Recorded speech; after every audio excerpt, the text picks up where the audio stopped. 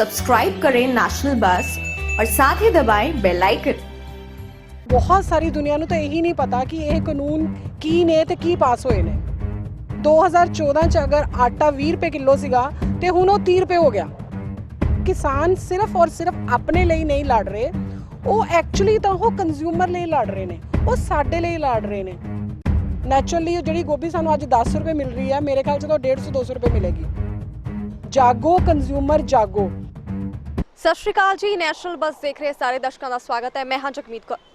ਜਿਵੇਂ ਕਿ ਸਾਨੂੰ ਸਭ ਨੂੰ ਪਤਾ ਹੈ ਕਿ ਦਿੱਲੀ ਦੀਆਂ ਸਰਹੱਦਾਂ ਤੇ ਕਿਸਾਨ ਪਿਛਲੇ ਲੰਮੇ ਸਮੇਂ ਤੋਂ ਡਟੇ ਹੋਏ ਨੇ ਤੇ ਆਖਿਰਕਾਰ ਉਹ ਘੜੀ ਵੀ ਆ ਗਈ ਜਿਸ ਦੇ ਲਈ ਕਿਸਾਨ ਲੰਬੇ ਸਮੇਂ ਤੋਂ ਇੰਤਜ਼ਾਰ ਕਰ ਰਹੇ ਸਨ। ਜੀ ਹਾਂ, 26 ਜਨਵਰੀ ਦੇ ਦਿਨ ਟਰੈਕਟਰ ਮਾਰਚ ਦਾ ਐਲਾਨ ਕੀਤਾ ਗਿਆ ਤੇ ਉਸ ਦੀਆਂ ਤਿਆਰੀਆਂ ਵੀ ਮੁਕੰਮਲ ਹੋ ਚੁੱਕੀਆਂ ਨੇ। ਚਾਰੇ ਪਾਸੇ ਇਹੀ ਗੱਲ ਚੱਲ ਰਹੀ ਹੈ ਕਿ ਜਿਹੜੇ ਕੇਂਦਰ ਸਰਕਾਰ ਵੱਲੋਂ ਇਹ ਕਾਲੇ ਕਾਨੂੰਨ ਪਾਸ ਕੀਤੇ ਗਏ ਨੇ ਉਸ ਦਾ ਕੀ ਨੁਕਸਾਨ ਹੈ। ਮੋਦੀ ਸਰਕਾਰ ਨੇ ਤਾਂ ਆਪਣੀਆਂ ਗੱਲਾਂ ਸਭ ਨੂੰ ਸਮਝਾ ਦਿੱਤੀਆਂ ਕਿ ਇਹਦੇ ਕੀ ਫਾਇਦੇ ਹੋ ਸਕਦੇ ਨੇ, ਪਰ ਕਿਸੇ ਨੇ ਆਮ ਇਨਸਾਨ ਦੀ ਗੱਲ ਨਹੀਂ ਸੁਣੀ ਕਿ ਆਮ ਇਨਸਾਨ ਇਹਨਾਂ ਖੇਤੀ ਬਿੱਲਾਂ ਤੋਂ ਕਿਵੇਂ ਪ੍ਰਭਾਵਿਤ ਹੋਵੇਗਾ। ਤਾਂ ਉਹ ਫਿਰ ਗੱਲਬਾਤ ਕਰਦੇ ਹਾਂ ਕੁਝ ਆਮ ਗ੍ਰਾਹਕਾਂ ਨਾਲ ਕਿ ਉਹਨਾਂ ਦਾ ਇਹਨਾਂ ਕਿਸਾਨੀ ਬਿੱਲਾਂ ਲੈ ਕੇ ਕੀ ਕਹਿਣਾ ਹੈ। ਸਤਿ ਸ਼੍ਰੀ ਅਕਾਲ ਜੀ। ਸਤਿ ਸ਼੍ਰੀ ਅਕਾਲ। ਕੇਂਦਰ ਸਰਕਾਰ ਵੱਲੋਂ ਕਾਲੇ ਕਾਨੂੰਨ ਪਾਸ ਕੀਤੇ ਗਏ ਨੇ, ਹਰ ਪਾਸੇ ਇਹੀ ਚਰਚਾ ਹੋ ਰਹੀ ਹੈ, ਕਿਸਾਨ ਉਹਨਾਂ ਦਾ ਡਟ ਕੇ ਵਿਰੋਧ ਕਰ ਰਹੇ ਨੇ, ਪਰ ਇੱਥੇ ਗੱਲ ਇਹ ਆ ਕਿ ਜਿਹੜਾ ਆਮ ਨਾਗਰਿਕ ਹੈ ਜਿਸ ਨੇ ਦੁਕਾਨਾਂ ਤੋਂ ਜਾ ਕੇ ਰੋਜ਼ਮर्रा ਦੀਆਂ ਚੀਜ਼ਾਂ ਖਰੀਦਣੀਆਂ ਨੇ, ਉਸ ਦੀ ਜ਼ਿੰਦਗੀ ਤੇ ਇਹਨਾਂ ਕਿਸਾਨੀ ਬਿੱਲਾਂ ਦਾ ਕੀ ਪ੍ਰਭਾਵ ਪਿਆ? ਐਕਚੁਅਲੀ ਮੈਂ ਡਾਕਟਰ ਸਰਬਜੀਤ ਕੌਰ, ਜੋ ਵੀ ਕਾਨੂੰਨ ਹਰੇ ਜਿੰਨੇ ਵੀ ਆਪਣੇ ਪਾਸ ਹੋਏ ਨੇ ਉਹਨਾਂ ਤੋਂ ਅਗਰ ਆਪਾਂ ਆਮ ਜਨਤਾ ਦੀ ਗੱਲ ਕਰੀਏ ਤਾਂ ਮੋਸਟਲੀ ਬਹੁਤ ਸਾਰੀ ਦੁਨੀਆ ਨੂੰ ਤਾਂ ਇਹੀ ਨਹੀਂ ਪਤਾ ਕਿ ਇਹ ਕਾਨੂੰਨ ਕੀ ਨੇ ਤੇ ਕੀ ਪਾਸ ਹੋਏ ਨੇ। ਨੋਰਮਲ ਜਨਤਾ ਨੂੰ ਤਾਂ ਸਿਰਫ ਇੰਨੀ ਕੁ ਗੱਲ ਸਮਝ ਆਉਂਦੀ ਹੈ ਕਿ ਅੱਜ ਤੋਂ 2014 ਚ ਅਗਰ ਆਟਾ 20 ਰੁਪਏ ਕਿਲੋ ਸੀਗਾ ਤੇ ਹੁਣ ਉਹ 30 ਰੁਪਏ ਹੋ ਗਿਆ। ਕਿਸਾਨਾਂ ਦੇ ਮੁੱਦੇ ਦੀ ਅਗਰ ਗੱਲ ਕਰੀਏ ਤਾਂ ਜਿੰਨਾ ਕੁ ਇੱਕ ਆਮ ਇਨਸਾਨ ਨੂੰ ਸਮਝ ਆਇਆ ਹੈ ਕਿ ਕਿਸਾਨ ਸਿਰਫ ਔਰ ਸਿਰਫ ਆਪਣੇ ਲਈ ਨਹੀਂ ਲੜ ਰਹੇ, ਉਹ ਐਕਚੁਅਲੀ ਤਾਂ ਉਹ ਕੰਜ਼ਿਊਮਰ ਲਈ ਲੜ ਰਹੇ ਨੇ, ਉਹ ਸਾਡੇ ਲਈ ਲੜ ਰਹੇ ਨੇ।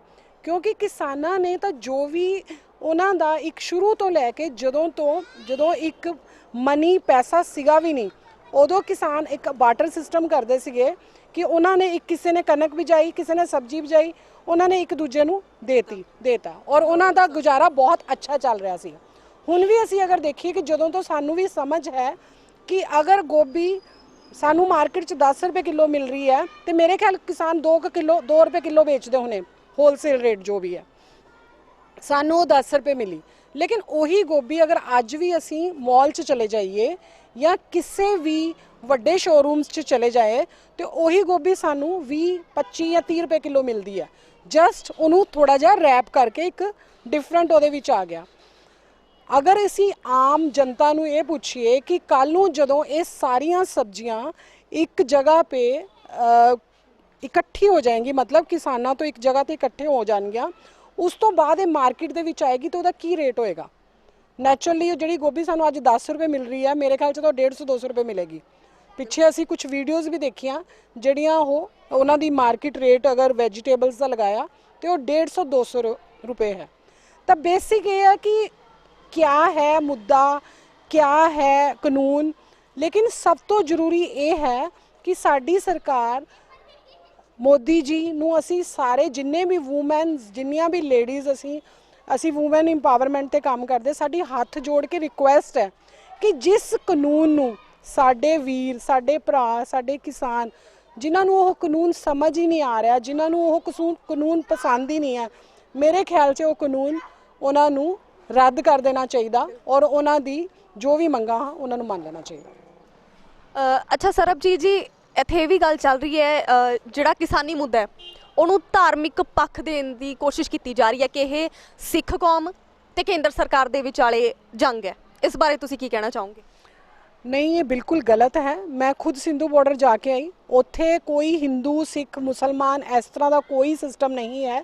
ਸਾਰੇ ਲੋਕ ਮਿਲ ਕੇ ਇੱਕ ਲੜਾਈ ਲੜ ਰਹੇ ਆ, ਇੱਕ ਬੜੀ ਹੀ ਸਾਇਲੈਂਟ ਪੀਸਫੁਲੀ ਲੜਾਈ ਲੜ ਰਹੇ ਆ ਔਰ ਉਹ ਆਪਣੇ ਹੱਕ ਲਈ ਕਿ ਜੋ ਇੱਕ ਕੰਜ਼ਿਊਮਰ, ਬਾਰ-ਬਾਰ ਮੈਂ ਕੰਜ਼ਿਊਮਰ ਇਸ ਕਰਕੇ ਵਰਡ ਬੋਲ ਰਹੀ ਹਾਂ ਕਿ ਅਸੀਂ ਖੁਦ ਹੀ ਇੱਕ, ਮੈਂ ਕਹਿ ਰਹੀ ਹਾਂ ਕਿ ਅਸੀਂ ਵੂਮਨ ਇੰਪਾਵਰਮੈਂਟ ਲੇਡੀਜ਼ ਜਾਗੋ, ਕੰਜ਼ਿਊਮਰ ਜਾਗੋ।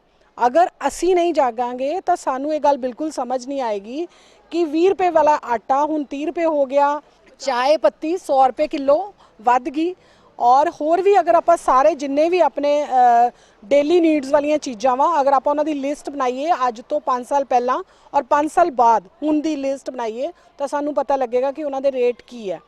तो बेसिक ये है कि ये लड़ाई कोई धर्म की नहीं है, ये लड़ाई एक किसान और कंज्यूमर दी है। बेसिकली तो किसानों की भी नहीं है, उन्होंने तो अपना काम करना ही है। तो ये लड़ाई कंज्यूमर दी है। आपां जागो सारे जाने और देखो कि साडे नाल की हो रहा। 10 रुपए वाली चीज़ सानू आने वाले टाइम 150 रुपए की मिलनी है। तो प्लीज़ मिल के सारे जाने प्रोटेस्ट करो इस कानून के अगेंस्ट, ताकि ये साडे किसान भाई जो भी ये लड़ाई लड़ रहे हैं ਸਾਡੇ ਕੋ ਜਿੰਨਾ ਹੋ ਸਕੇ ਅਗਰ ਅਸੀਂ ਉਹਨਾਂ ਕੋਲ ਨਾਲ ਜਾ ਕੇ ਖੜੇ ਹੋ ਸਕਦੇ ਹਾਂ ਤਾਂ ਅਸੀਂ ਵੀ ਉਹਨਾਂ ਦੇ ਨਾਲ ਜਾ ਕੇ ਖੜੇ ਹੋ। Thank you so much. So ਤੁਸੀਂ ਸੁਣਿਆ ਕਿ ਸਾਡੇ ਦੇਸ਼ ਦੇ ਆਮ ਲੋਕ ਨੇ, ਜਿਹੜਾ ਆਮ ਗ੍ਰਾਹਕ ਹੈ, ਉਹ ਕਿਸ ਲੈਵਲ ਤੇ ਇਹਨਾਂ ਕਿਸਾਨੀ ਖੇਤੀ ਬਿੱਲਾਂ ਤੋਂ ਪ੍ਰਭਾਵਿਤ ਹੋਵੇਗਾ।